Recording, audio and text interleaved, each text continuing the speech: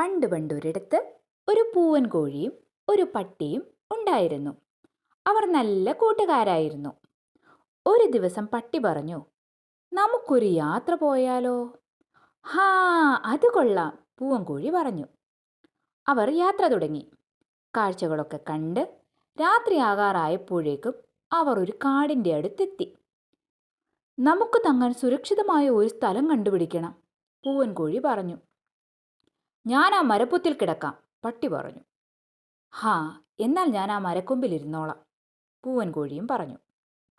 യാത്ര ചെയ്ത ക്ഷീണത്താൽ പെട്ടെന്ന് തന്നെ അവർ ഉറങ്ങിപ്പോയി.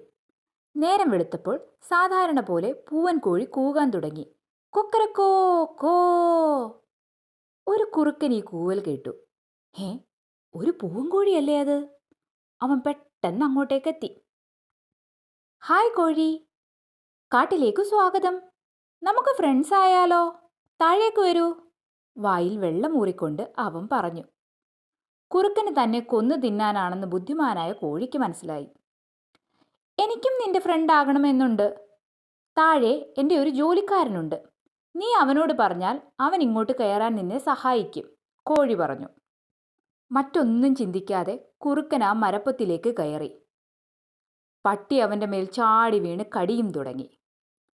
ശരീരം മുഴുവൻ മുറിവോടെ കുറുക്കൻ ജീവനും കൊണ്ട് തിരികെ കാട്ടിലേക്ക് തന്നെ ഓടിപ്പോയി.